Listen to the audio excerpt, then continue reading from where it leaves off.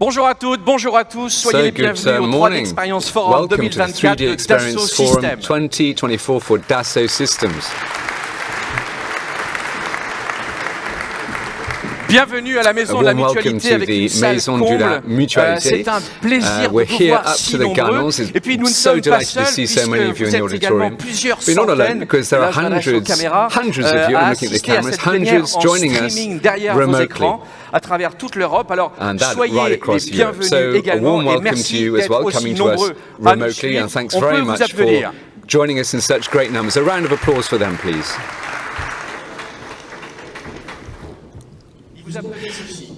Yes, I've just checked. They are applauding as well. All right, so it's been 2 years since the last edition of this event. 2 years during which the world has changed. Ukrainian war, energy crisis, climate change, artificial intelligence, and vehicles that become electric. These challenges that we're grappling with are more pressing than ever. But in the face of these upheavals, innovation, technology, and the desire to transform are huge areas, pools of resilience and hope. So we have a generative experience. So we're going to have a very rich and rewarding day. So, for the first sequence of our day's event, we'll be looking at a number of captivating testimonials. We'll be having enthusing and enthused speakers, multinationals, startup representatives covering a galaxy of difference. Each speaker will be imparting their experience, tell us how Dassault solutions, through a 3D experience, for example, have become major pillars in their daily bread and butter, be it for research and innovation or for overcoming their own challenges. So, without further ado, and to officially cut the ribbon for this 3D Experience 2024, please, round of applause for Philippe Besse, Eurowest Managing Director, and Olivier Ribet, Executive Vice President, EMEA.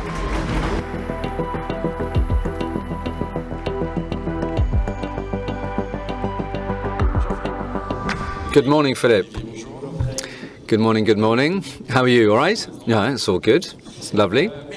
Well, thanks very much for hosting us here at the Maison de la Mutualité for the 3D Experience Forum for this event. So this year, the agenda is a busy one with very enthusiastic and enthusing speakers, as I said in my introduction. Can you tell us about what this edition holds for us?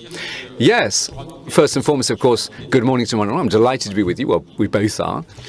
And I'd like to pay thanks to all our customers, our future customers, our partners in education, in research, in sales as well through EVAR.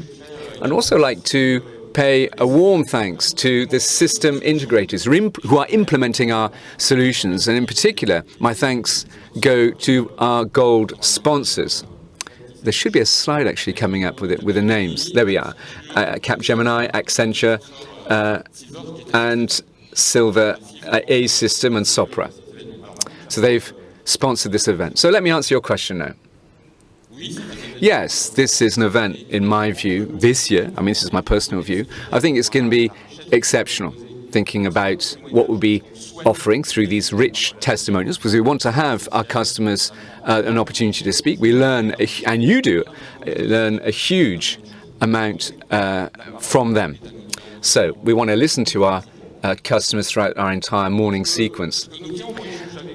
So what are they going to be talking about? They'll be talking about the transformations that they've undergone, those that they'll be setting in motion. We'll be also talking about what's at stake for them and the decisions that revolve around the decisions they've taken, which will involve, of course, your end.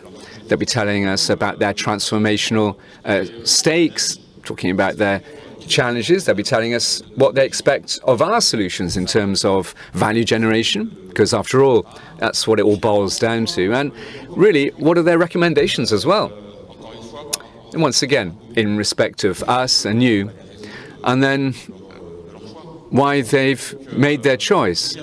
So you'll see on the screen all the customers that will be taking the floor this morning. And as you can see, it's going to be a very rich and rewarding morning session. I'd like to really extend a heartfelt thanks to all those speakers all our customers who've done the kindness to take the floor during this morning sequence. Have I answered your question? Absolutely perfect. Thanks very much. So, Olivier, let's hear from you. Well, I think Philippe has hit the main points, really. The first is welcome to one and all here. And, in your very busy agendas, you've freed up some time for thought, for discovery, for a dialogue and conversation. You'll see it's a rather singular moment. It was said earlier on in the introductory comments. It's quite rare to have a forum, if you will, a space in which you have an opportunity of meeting the major industrialists in agro-business, automotive leader, a startup that is just seeing in its mind's eye fabulous intermodality and autonomous transport solutions. We have companies that are dreaming up things about the future of nuclear energy with mini reactors. Just wait and see. It's absolutely amazing. We'll also be hearing giants from satellite and aerospace industry and young innovators as well, academics, jack of all trades as well, with artists and people who turn wood, people who do industrial solutions and things that are in people's daily bread and butter. So it's an opportunity for exchange, conversation. So we're absolutely delighted, really, that you have set aside time to give you yourselves pleasure in discovering all this. And once again, thanks to our customers who have been with Dassault Systèmes all through these years, and all those who will be coming up on stage. It's going to be great. All right, so if we look back over our shoulders 3 years back, what can you tell us about what's gone under the bridge since then, 3D experience-wise? Well, over our two previous editions, I think it was in 2021, in actual fact, we talked a huge amount about the energy transition and reduction of CO2. And I think we homed in on automotive as well, even though, of course, it's not the only sector which is involved in that process. That's the first point. 2 years back, we talked about the need to find a defense sovereignty, and this is burning reality today, of course. And I suppose I could have lumped this in with my first point. Everything that goes around the need to have power sources, energy that is sustainable, that is renewable, green, something that we can bank on in the future. So we can see where things stand now in relation to what's gone under the bridge. I think we're very much in line with what we've already said. And I think we can extend this further by saying, look, things are picking up speed, and very much so. And I think we'll be revisiting that point later on. So over these last two editions, and Dassault Systèmes, must be said, has a very specific role, I think, in facilitating startups, mid-sized companies. Of course, the big ones we're helping as well, the big corporates. But our specific role also is for the smaller entities. We must help them, give them a leg up to accelerate. And with each passing year, we can see with these startups startups become medium-sized companies, and it's my hope will become innovation leaders in tomorrow's world. And the crossover point is the 3D experience, isn't it? That platform. Yes, that's right. It's the platform itself. Be it on the cloud or on premises. And it's not a trend, I suppose, but it's a kind of a dynamic which we're seeing over the markets, building in the entire ecosystem. But it's not only 3D experience, that particular platform. We also have solutions which are autonomous in logistics, in manufacturing, and execution solutions that operate independently without being hooked up to the platform. You can do so if you see fit. All right, Olivier, then. Over and beyond the Euro-West zone, which is obviously one of the most important ones for Dassault Systèmes, this matter of sovereignty, energy, sustainability, and what have you, all these topics, are they just as important, on a par with each other? I would imagine so, yes. Well, that's right. You'd be right in thinking so. When you look at governments right across the European continent, what they want to do, with which we interact daily, and these big corporates, they have prioritized a number of matters. Earlier on, we talked about defense sovereignty. Obviously, there is sovereignty in the industrial sphere now, in its broadest sense of the word, because these big corporations, even European industry entities are starting to flesh themselves out much more quickly now after years where there has been a lack of investment. Governments, but also the entire industries are starting to reconstitute themselves, and that's extremely enthusing. This is true for Germany, Italy, where I work on a daily basis, as well as in Scandinavia. Now, the important point here is energy transition. Philippe talked about that. I'm not going to dwell on that point, but it is major. This is true for energy generation of all types, the distribution of the energy, and Dassault Systèmes, of course, offers great facilitation for companies right across the European continent to redevise these distribution circuits. And also the consumption of energy in our daily artifacts, in our daily lives, where these industrial objects require electricity. So we have to rethink about energy from A to Z. Now, the third point, infrastructure. Most of the roads, rail, and what have you that we use on a daily basis were devised, 30, 40 years back. So there's a major thing now. We need to modernize and extend these infrastructures. And Dassault Systèmes, once again, is very much involved, particularly in rail and in road, and building major infrastructure apparatus. Last point, I think this is something that has been shunted to one side. Food. We don't talk about that enough. This has become of crucial importance, not only from an economic perspective, but strategically and geopolitically. And the European continent is starting to reinvest, and we'll be hearing about that later on in our testimonials. A reconciliation of economic performance and profitability matters and sustainability right in the long term, but thinking about food and placing it right in the heart of our human concerns. I mean, it is crucial.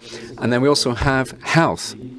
That's a sector which is undergoing deep-seated change, be it in the formulation of medication, treatment protocols, but also medical devices. So Dassault Systèmes, once again, is very much involved in Switzerland, Germany, UK, and as you'd expect, in France, in all those areas. Thanks very much. Well, thanks very much for that panorama. Now, you would have seen, I think, that this edition offers a generative experience. We made much of that previously, and obviously we're talking about AI, aren't we? That's right, in artificial intelligence. I mean, only last week, Vivatech was in Paris, and it was the big star at that event, artificial intelligence. Now, you might be familiar with our company for a number of years, and you know that in the software that you use, we build in a huge amount of AI to help devise products. But what's been happening for the last few years is a picking up speed of the availability of new algorithms and computational power that can use AI, not only for discover or relearn what we see with some of these models, but also to try and imagine, or creating, if you will, fresh concepts, fresh models, fresh systems, new molecules, new materials, new designs, in such a way that this is done in a generative fashion. So for us, this is at the heart of what we've been doing for the last, 10, 15 years. And what's going on now with the setting up of these new model languages, these language models, is opening up a fresh area, a fresh continent of exploration, but also in industrial processes and the transformational dynamics of companies. And so I think that combining simulation modeling that is offered on the platform, data science as well, in conjunction with this, which helps us to analyze and facilitate decision-making through the data that's provided, and then the digital 3D is fabulous, and all that tots up to generative approach. Last word, Olivier. What about in corporate transformations that you have seen? Well, yes, it's the reindustrialization process, the re-onshoring as well. Much is made of that. So bringing back industrial facilities more to the European continent. This is a deep-seated trend. We see this particularly in north of Africa and Turkey, but not only. We also have got significant weighty investments that companies are doing for capitalizing on their expertise in-house. In Europe, there's a huge amount of IP out there, be it in defense, aeronautics, transport, mobility, lots of intellectual property, but more than 60% of European businesses will be going on retirement in the next 10 years. So the question is begged. where's all that IP going to go? That European expertise? How is it going to be handed down to the next generation, and even extended to the subcontractors and partners network? That's of huge importance. Next, ecosystem. How can a company open up whilst protecting, safeguarding its IP, but also building in co-build with other partners? I think the Europeans are starting to wake up to the fact that extended cooperation is becoming more and more important. So those are the three mega trends that are emerging as we speak. Well, thanks very much, Olivier. Very helpful. Thanks very much to you, Philippe. And we'll meet up with you at the end of this morning's sequence. A round of applause for you, please. Thanks, gentlemen.